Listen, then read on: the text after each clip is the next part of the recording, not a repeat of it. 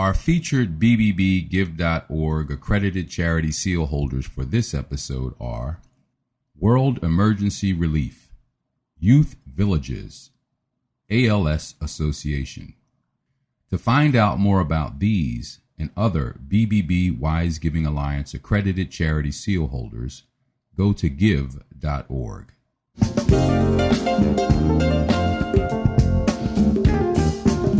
You're listening to the Heart of Giving podcast with Art Taylor, powered by BBBGive.org. Here we explore the motivations that form the basis of giving and service. We inspire generosity and celebrate the transformative effects that giving and service have on the human spirit and on community.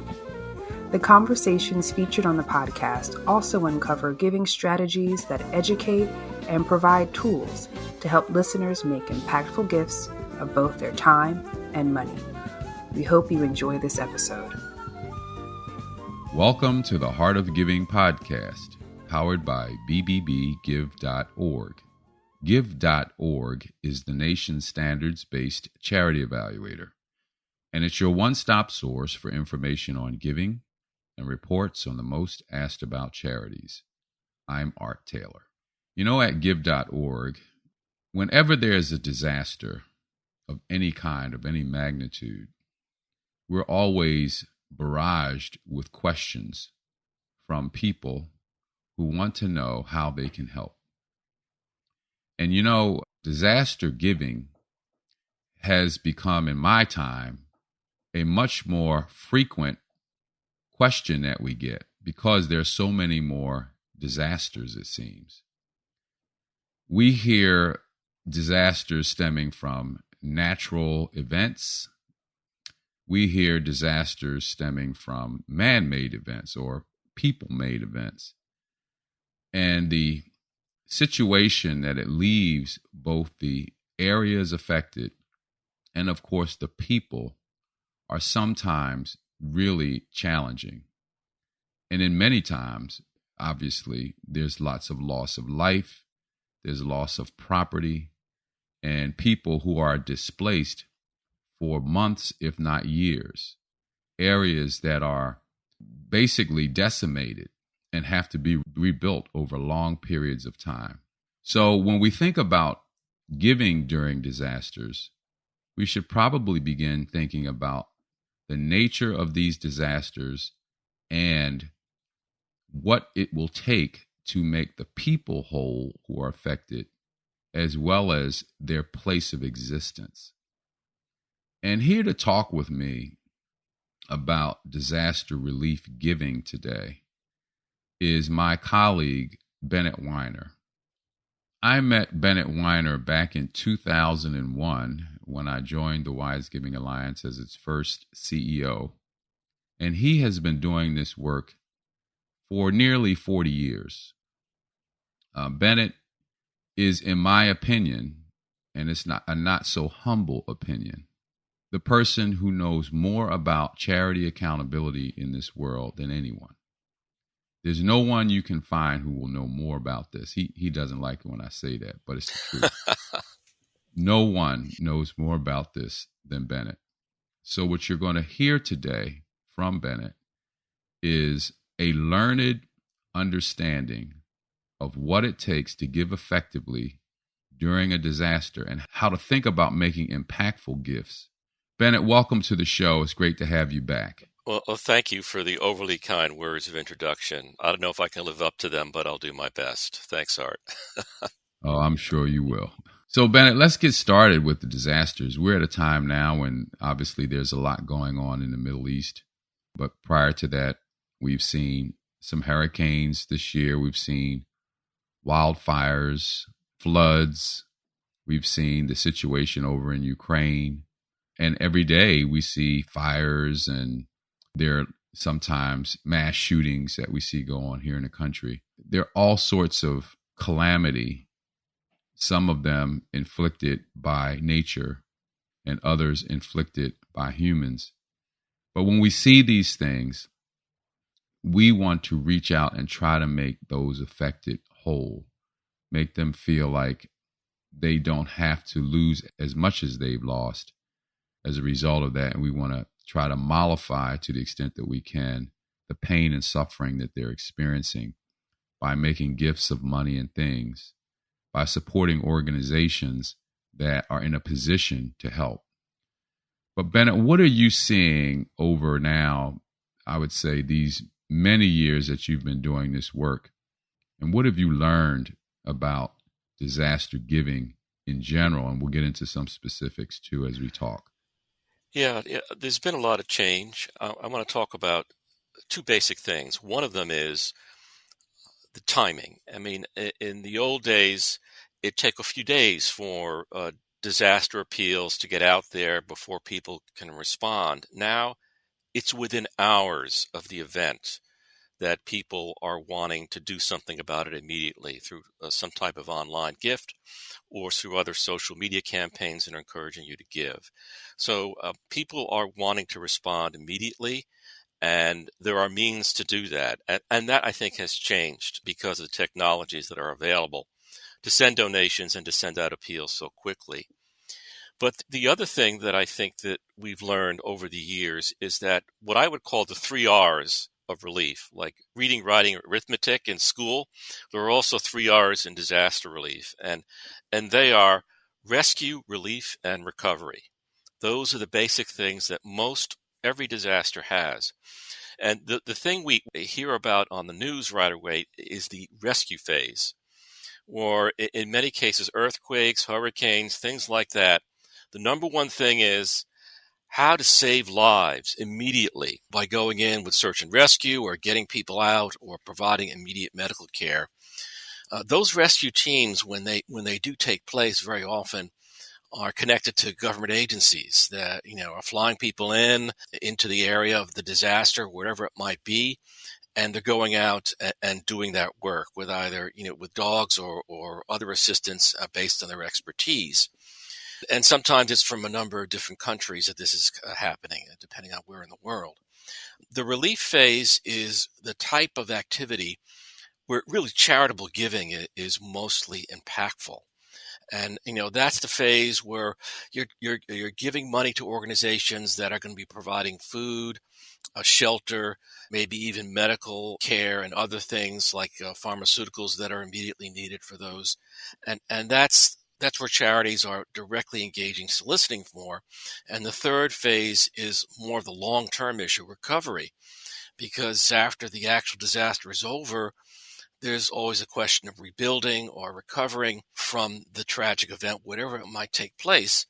And some people think that recovery is only relevant to physical disasters. Not necessarily so, because if you have a mass shooting, the psychological impact on the neighborhood is still there. And that's a long-term issue that also needs to be addressed with help from organizations and others that hopefully will be engaged in assisting the populations.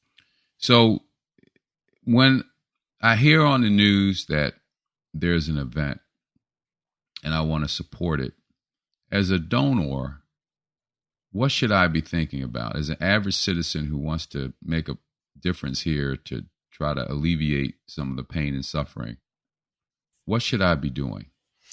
Well, I think the number one thing for people to remember, if they forget anything else in this podcast, is to check out the charity before you make the gift. Very often people respond to the very first appeal that they get because they want to do something right away. That may not necessarily be your best option.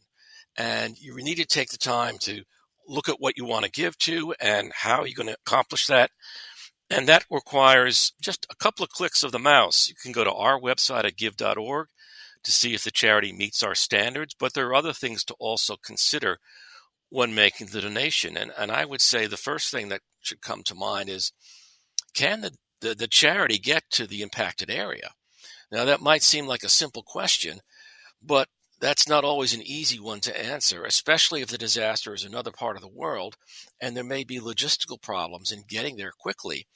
And sometimes the only organizations that can provide immediate aid are those that already are located in the disaster area. So it's a question that they can now reach out and get whatever else is needed nearby and begin distribution of whatever assistance they can provide. Another popular thing that happens and people think of right away is crowdfunding. And I understand the motivation for assisting that, but my advice is that if you know the person individually, I mean, it's safest to go to help someone that you know directly or indirectly and can provide with crowdfunding support. If you're giving to someone that you don't know, some sites do a better job of vetting those crowdfunding posts than others. And that's something to consider.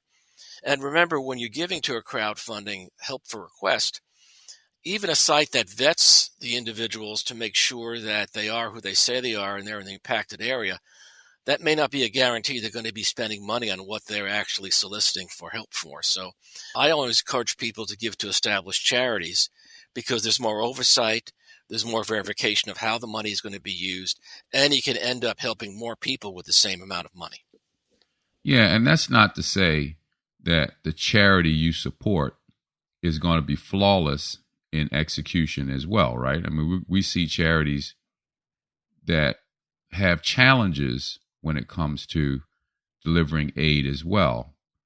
But I think you would agree, and I think you're saying that you have a much better chance of those charities fixing problems or getting in and out of the area where they're trying to provide relief than something that was just created overnight or simply a direct gift. Now, direct gifts are what they are, but maybe the way to make an impact is to consider giving some money to an institution that's been proven to be able to do that work.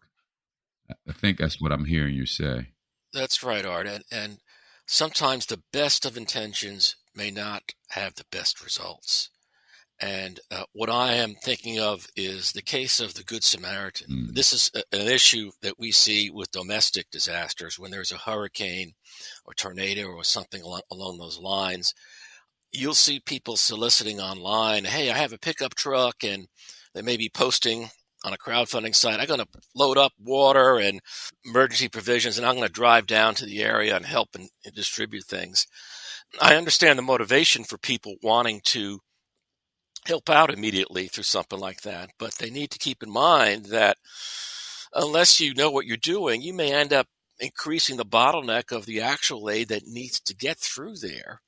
And as an individual, you're not going to know where the need is what locations are going to be needed to help. And you may be even duplicating efforts for people who are already there. So I think that even though people want to help in that way, I think the best thing they can do is to give to established groups that already have a presence and are working there, because they're going to be more effective in getting things done. Even though, again, the intentions may be pure, there is a professional need in terms of how to deliver the activities where they're needed.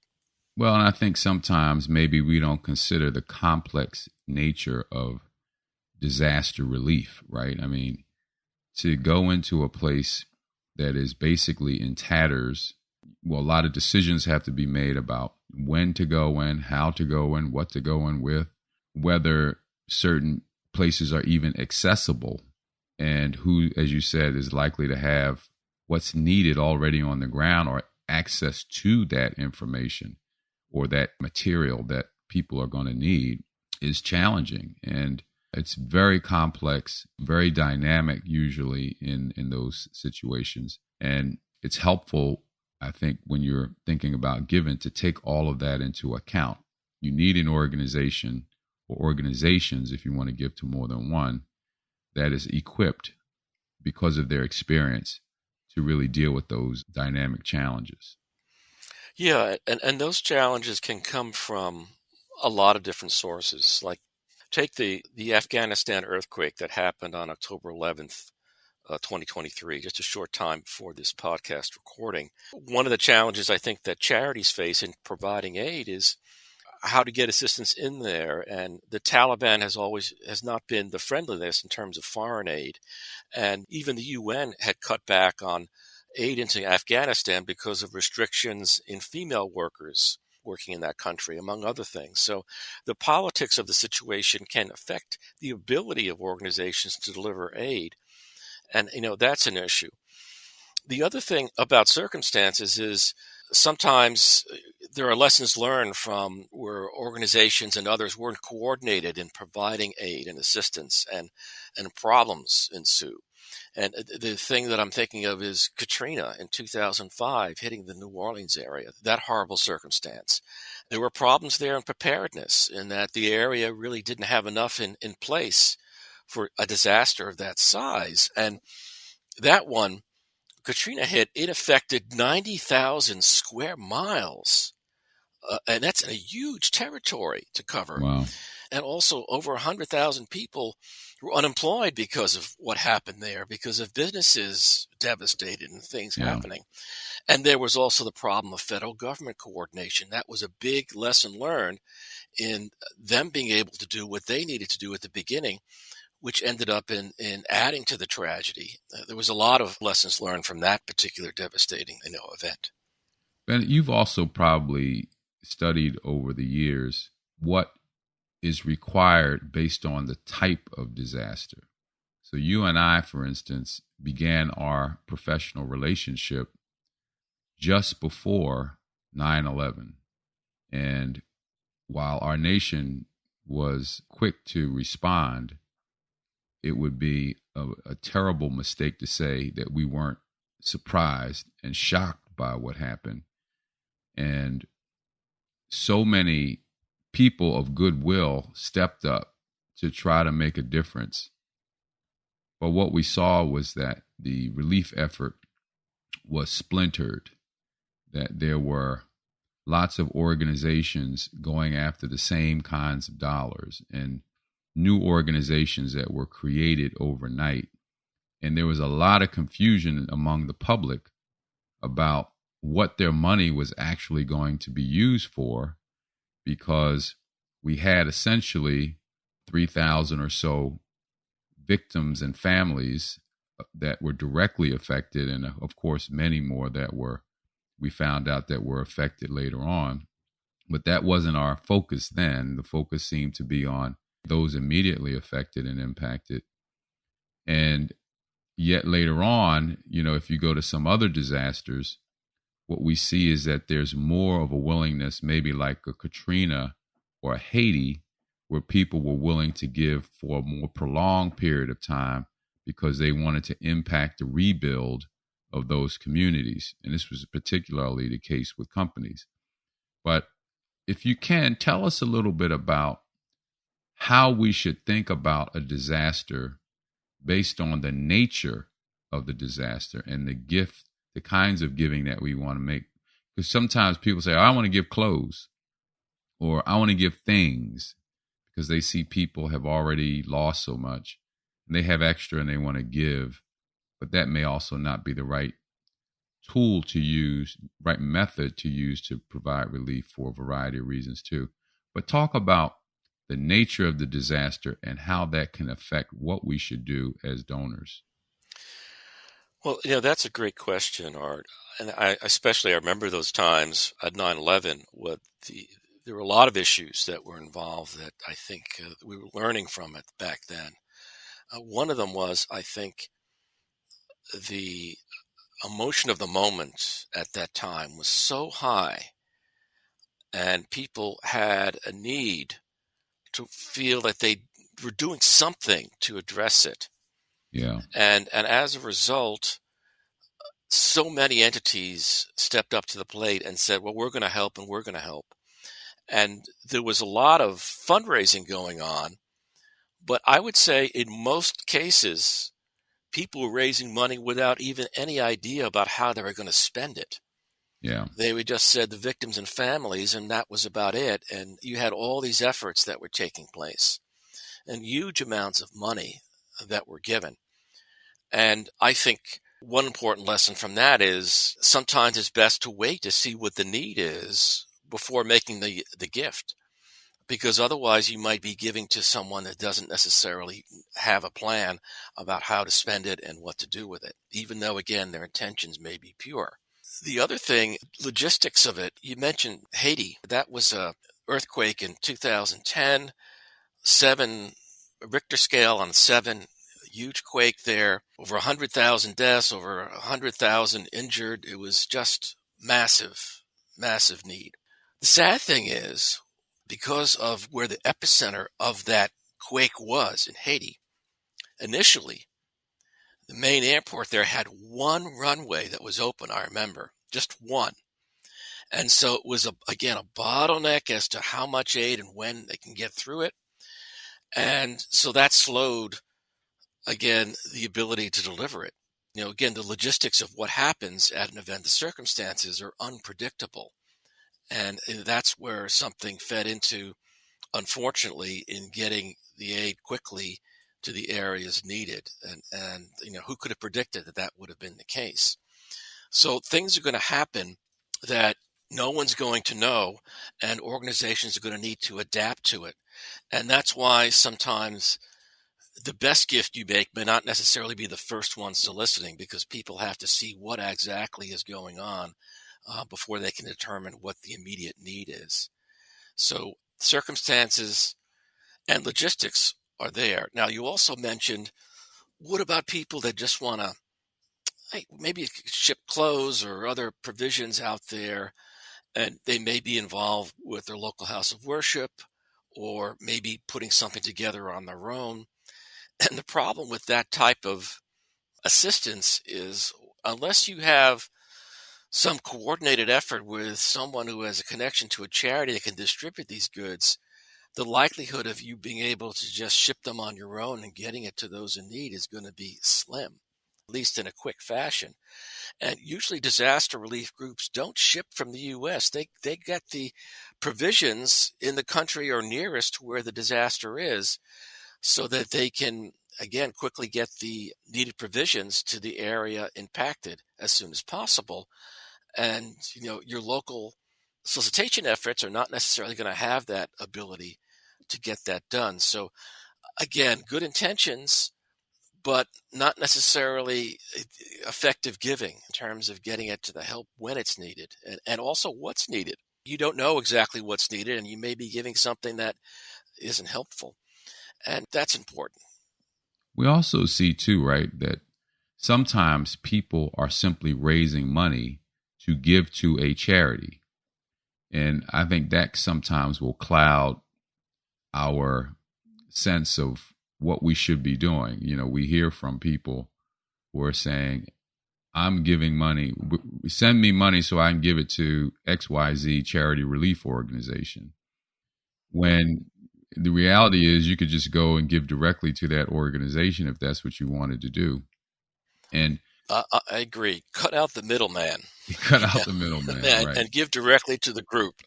Exactly. And then there's, of course, public figures who get involved, right? And many of them give their own money. So we don't want to suggest that they're not doing that, but they're also making pleas to give to funds that they've created or directly to charities. And I like that when they stand up and say, give to XYZ charity. But that can be a challenge too. You shouldn't just give because you heard from a celebrity or spokesperson, and you need to make sure that you're giving to an organization that works, because we've seen challenges with that over the years as well, right? When a celebrity sets up their own organization, right, there can be some challenges associated with that. Not to say in all cases, but you definitely need to check it out. Think about it this way, at least I do. They are good at singing, they're good at performing, they're great athletes. How much time do they really have to run a charity that can deliver in a complex disaster situation? So those are things that, we have to think about. But, these people influence us in such amazing ways. It's sometimes hard to detach our reason from their celebrity and do what makes the most sense in a particular situation.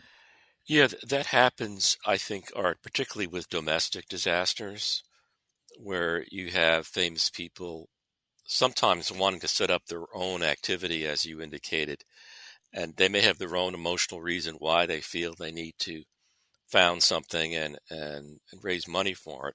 But the challenges they're going to face are significant, because they have to figure out a way about how to distribute aid and the basis for it and so forth and so on. And unless they have experience doing that, it's going to be something that may end up being delayed aid and not immediate. I wish sometimes that they would solicit on behalf of an established group that has experience so that people can give to something where there's a track record and the ability and knowledge to actually assist immediately. That makes the most sense. The other thing that sometimes happens with celebrities and also around the time of disasters is claims by some solicitors that we're going to make sure the 100% of your aid goes to those in need. And sometimes you'll see that being said. We have a tendency at BBB Wise Giving Alliance to discourage that type of announcement when it's made because it gives people the impression that there are no administrative or fundraising costs involved in delivering aid, and that's not true. There are always going to be those. So the fact that other people at the organization, in terms of maybe board members or other funders, are going to be paying for the admin and fundraising costs, it doesn't mean that those expenses don't exist. And when we see those types of 100% claims made, we ask the charity to disclose at the time of the promotion how they accomplish this 100% promise, because people should know that, again, those costs don't disappear. They're still being paid by others. Yeah. I was going to ask you about that. I'm glad you brought that up because we do see quite often these claims that the charity is not going to have any overhead and your money's going to go directly to the cause. That's bad for a lot of reasons, which we don't need to get into today. But also just wanted to ask you about the challenges associated with giving in war-related situations. Right. Those are special challenges associated with that. And I know we're having a moment now where we're dealing with that in the Middle East. But what are some of the specific challenges? And these may be also specific to the particular strife, particular incident or theater. But if you speak about this in general, you could also give some examples of how we need to think about what's going on in those areas and how that affects our giving. Yeah. War situations are really a completely different dynamic because there you have a disaster that is continuing. When you have an earthquake or a hurricane or even a mass shooting, the event ends and then there's recovery and then you're working on it. In a war situation, it's continuing. You really don't have the ability to focus on recovery. It's a constant emergency situation for rescue and also relief where you can get it. And using Ukraine as an example, sometimes, at the beginning of the war, the actual location of where the need is going to shift from one place to another, depending on where things are happening. And charities are going to need maybe to pick up and move to other areas in order to provide that assistance. And so that's an ongoing challenge that they're going to have. But long-term effects have specific problems that need to be addressed that you're not going to have in a disaster that is of short duration. And I think one is just the problem of the continuing need of flow of aid. And I say that because when a disaster or war happens, people are excited initially, but then sometimes their interest fades over time if the war lasts a long period and that flow of continuing assistance does not happen necessarily. And so that's a problem. The other thing I would say, this particularly just in Ukraine as an example, what we've heard is the psychological impact on the population is much greater because of the length of time those peoples are under stress.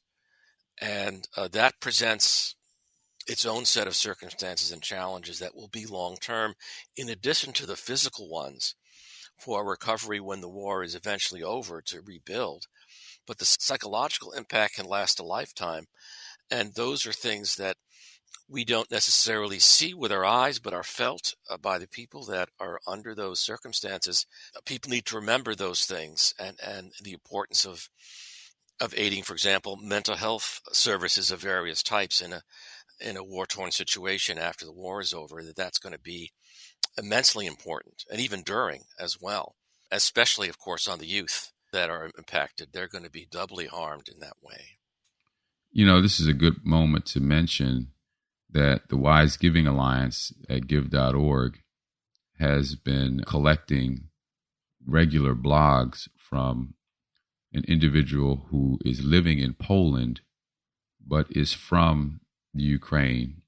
She had to flee Ukraine to Poland with her family to avoid the challenges that we can't even envision, not living there ourselves, but left and took nothing, and she's living in a foreign place.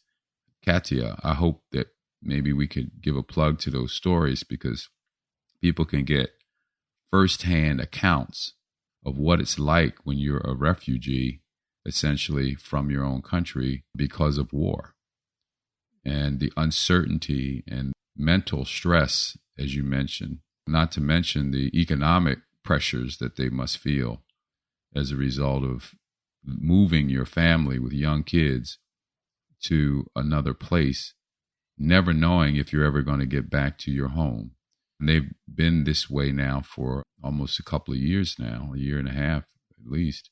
It's got to be an unbelievable situation. And she's one of millions of people who are living this way. So I just wanted to commend that series, and maybe you've learned some things from Katya as well, Bennett. Yes, Katya Zook has been providing us with a series of blogs that we've been posting on our website that people can check out. In fact, coincidentally, I heard from her this morning.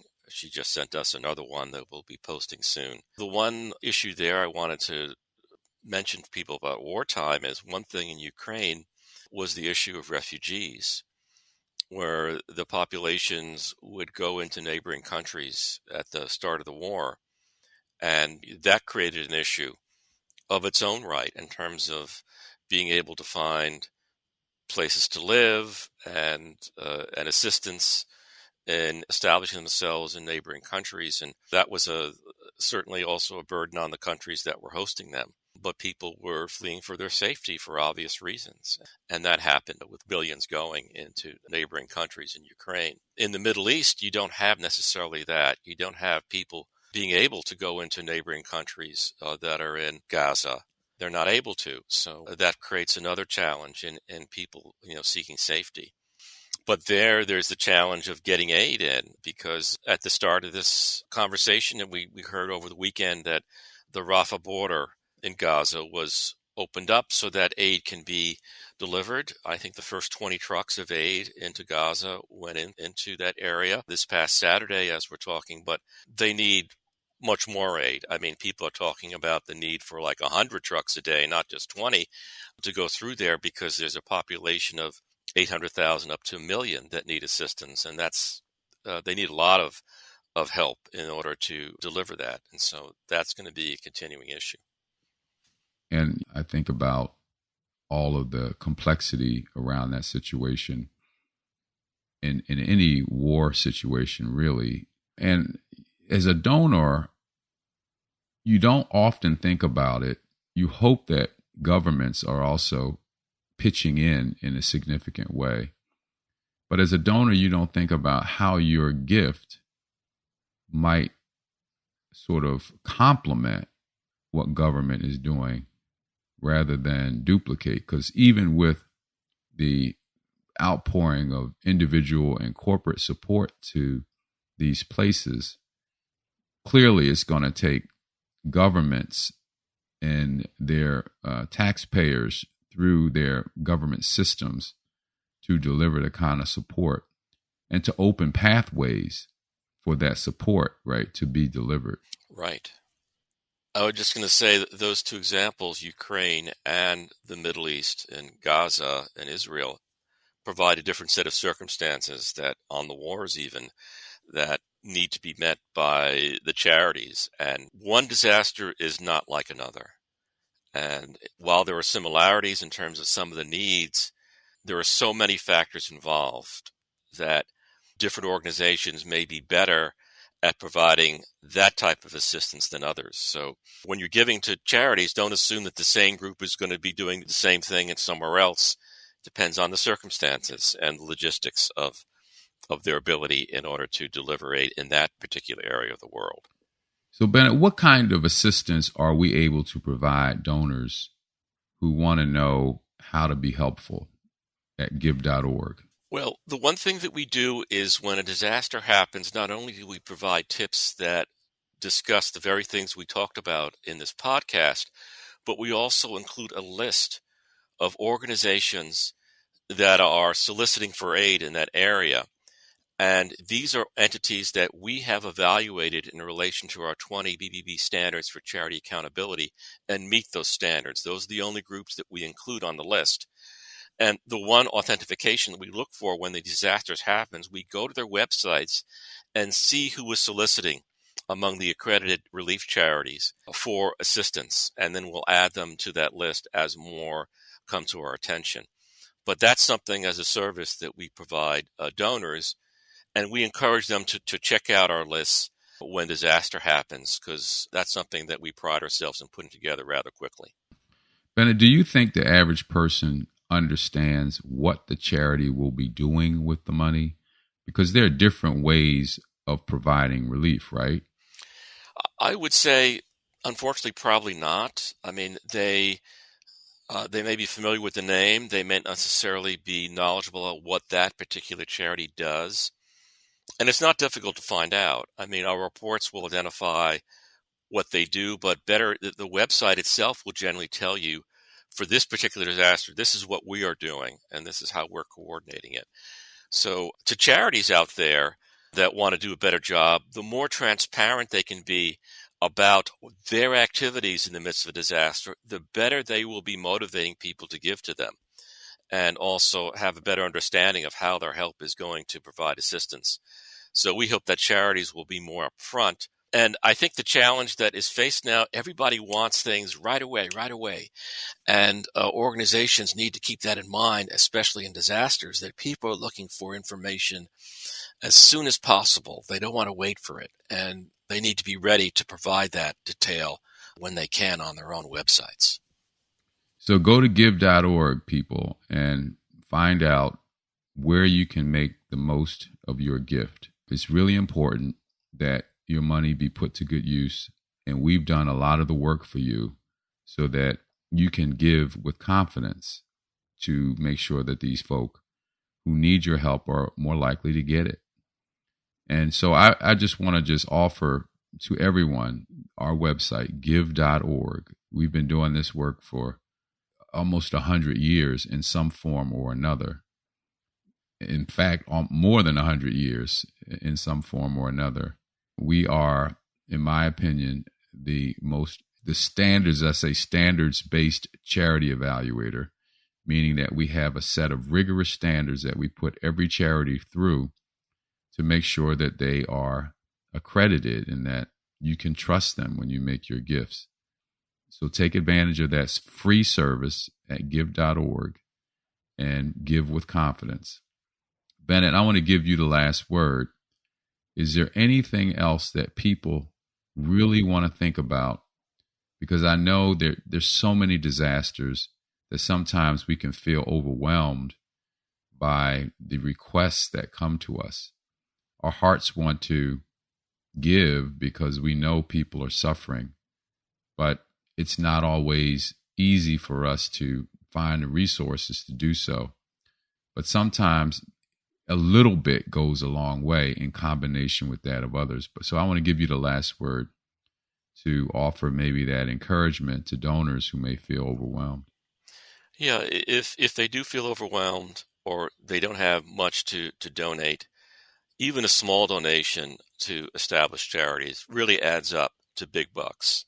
So your $10 gift can still be helpful. Don't necessarily be dissuaded from giving just because you can't make a huge gift that you'd like to at this time.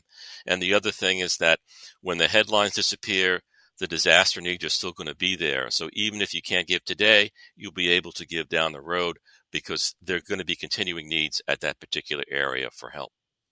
Well, Bennett, thanks again for all the work you do with us at give.org. As I said, there's no one in the world who knows more about how to get a charity to be accountable than you. And I just have been so blessed and honored to have worked with you all these years now and have seen firsthand the impact that your work and your knowledge and your commitment to this has had over a long period of time.